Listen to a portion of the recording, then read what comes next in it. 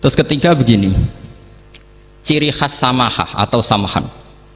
Ini saya meskipun tidak bawa makalah, saya ini baca sekian takbir. Kenapa guru-guru kita di Indonesia itu menghindari tema-tema ekstrim atau tema-tema keras? Saya pikir di sini masyhur sekali, beliau sering ngendikan zada khusyu'an zada jalan, kita hanya nirukan saja tapi tidak ikut menvonis. Karena kalau kita serius, terlalu serius ngendikan hukum-hukum yang serius, nanti kejadiannya begini. Ini saya baca takbir ini dari kitab Ibnul Qayyim di I'lamul Muwaqqi'in an Rabbil Alamin dan dari kitab Nasaihul Ibad. Ketika lisan dihisab sama Allah Ta'ala dan mendapatkan azab yang paling tinggi dibanding jawareh yang lain, itu ketika lisan menanyakan sama Allah, kenapa ya Allah saya punya adab yang begitu ekstrim? Jawabannya Allah, kharajat minka kalimatun balagot masyariqal ardi wa magharibaha fasufikat biha damul haram wa ukhidha biha al-malul haram wa antuhika biha al-farjul haram. Jadi kalau fatwa serius menjadi ekstremis, apalagi fatwa-fatwa tentang chaos, tentang apa, itu nanti resikonya itu ada safkut dima, dan itu hal yang dihindari ulama dulu. Kamu jangan pernah fatwa dengan meluncurkan satu kalimat yang dengan kalimat itu bisa saja sufika biha adamul haram, orang-orang yang nggak perlu mati harus terbunuh, dan sebagainya dan sebagainya. Kalau dalam Nasaihul Ibad redaksinya adalah kharajat minka kalimatun balagot masyariqal ardi wa magharibaha. Ini kalau di kitab Ibnul Qayyim redaksinya itu ada seorang ulama yang ngeluh ketika habis ngajar Al-Hudud.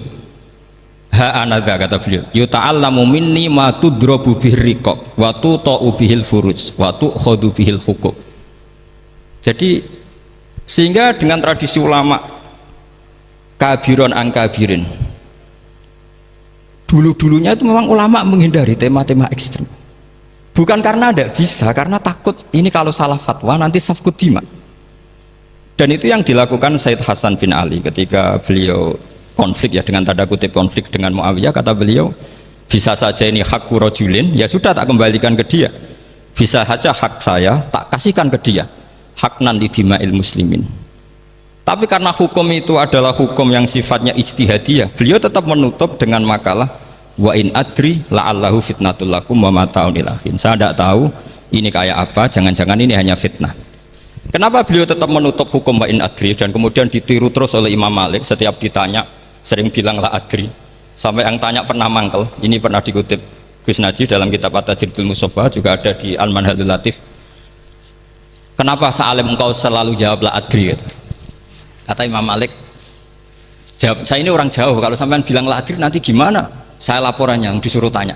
Kata Imam Malik, happy saja. Fa'abligh man waro'aka anni la adri. Enggak kamu tok yang harus tahu kamu saya la adri. Yo kandhani pisan umat temen aku yo la adri. Jadi ulama dulu saking khosnya sama Allah, khosyah, bilang enggak tahu itu enggak masalah. Karena begitulah sanad mereka dalam hal-hal yang ijtihadiyah, yang potensi safkut dima. Saya ulang lagi, yang potensi safkut dima itu milih aman bilang la adri. Sampean kalau nggak percaya dicek di Sahih Muslim atau di kitab-kitab hadis Sahih yang lainnya. Dan ini juga yang dipakai Ibnul Qayyim ketika bikin Muqaddimah I'lamul Muwaqqi'in dalam Khotorul Fatwa. Ada seorang namanya itu Buraidah. Buraidah itu Amirul Jais. Itu setiap mau perang atau punya MOU dengan kelompok lain, kata Rasulullah, jika mereka menginginkan kamu ala antun zilahum ala hukmillah wa ala hukmi rasulillah falatun zilhum ala hukmillah wa ala hukmi rasulillah. Ada redaksi yang fi dhimmatillah wa fi dhimmati rasulillah, walakin anzilhum ala hukmi, posisikan bahwa MOU itu atas nama kesepakatan kamu dan mereka. Fa innaka la tadri atusiba hukmallahi amla, karena kamu tidak tahu apa kamu persis sebagaimana hukum Allah pandang. Kamu tidak bisa misalnya secara fikih, misalnya ada Zaid ini kafir harbi, terus kamu bilang ini wajib diperangi karena kafir harbi. Oke, itu mungkin.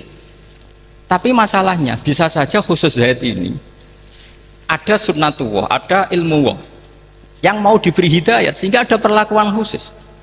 Sampai lihat dalam Asra Badrin, itu yang ketangkap di Asra Badrin itu kan semuanya kafir harbi. Ini alhamdulillah ini beliau rawuh.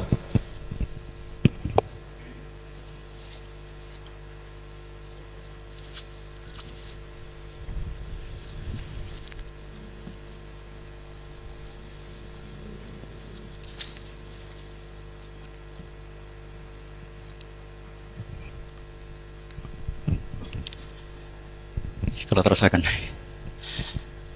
Itu di Asra Badrin itu kan semuanya yang ketangkep itu adalah orang-orang yang dulu kafir harbi, termasuk mimpinihim ada Said Abbas.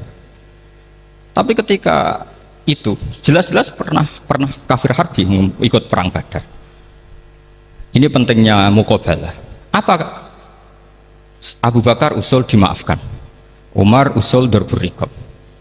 Apa tanggapan Rasulullah SAW ketika masaluka ya Abu Bakrin masalu Ibrahim? Qala faman tabi'ani fa innahu minni wa man asani fa innaka ghafurur rahim. Wa masaluka ya Umar masalau Nuh. Qala rabbil la tadzar alal ardi minal kafirina napa? Dayar. Dan apa yang dilakukan Rasulullah? Beliau memilih pendapatnya Abu Bakar. Dan apa yang terjadi? Said Abbas dan beberapa sahabat menjadi Islam. Wa hasuna islamuhu. Artinya gini, jadi betapa dalam menganalisis satu hukum sosial, karena ini manusia, saya ulang lagi, karena ini manusia itu susah sekali. Makanya dalam banyak hal sikap-sikap Rasulullah itu dipandu oleh Allah. Tentu ada ayat laisa laka minal amri syai'un aw yatuba alaihim aw yu'adzibahum. Makanya saya mohon sekali ini para santri, khususnya santri alumni Anwar, mohon belajar itu tafsir Munir itu detail. Karena di tafsir Munir itu misalnya ada ayat tertentu yang mengkritik orang kafir tertentu, fitil kalwaqiah gitu. Di situ ada kejelasan fa aslamu wa hasuna islamuhum. Misalnya wasfir nafsaka ma'al ladzina tuna rabbahum bil ghadat, terus wala ta'du'anaka anhum turidu zinatal hayatid dunya. Terus beliau menerangkan orang-orang ini yang dulu angkuh enggak mau ta'alum sama Nabi karena enggak mau jejer sama du'afaul muhajirin dan du'afaul ansor, itu akhirnya Islam dan wahasuna Islam. Saya kira demikian. Nanti monggo bareng-bareng istifadah dari Syekhina Najih. Dan saya syukur sekali karena mendapatkan naskah At-Tajridul Mushaffa. Saya sinau bukhot itu banyak di kitab-kitab fikih, tapi saya mengenang dari yang dikutip beliau tentang Imam Malik, tentang bukhot in kharaju ala misli Umar bin Abdul Aziz. Terus ketika siapa itu Ibnu Qasim tanya fa'ilam yakun mislah, kata Imam Malik ya dakhum gitu. Dakhum yantaqimu wa min dzalimin bi dzalimin, summa yantaqimu min kilaihima. Jadi sikap-sikap dari Syekhina, dari para ulama-ulama kita yang sabar ngadepi umarok yang macam-macam, itu adalah sikap dari guru-guru kita musalsal ila Rasulillah sallallahu alaihi wasallam. Ini penting saya utarakan karena jangan sampai kritis kita sampai menjadikan bangsa ini keos. Kalau keos nanti safkut dima, tentu itu yang enggak diinginkan Sayyid Hasan bin Ali, dan beliau dapat gelar dari Rasulullah, inna ibni hadza la sayyidun wa la'allahu yuslihu bi baina fi'atin azimatin. Saya kira demikian, dan bareng-bareng monggo istifadah dari Syekhina Najih.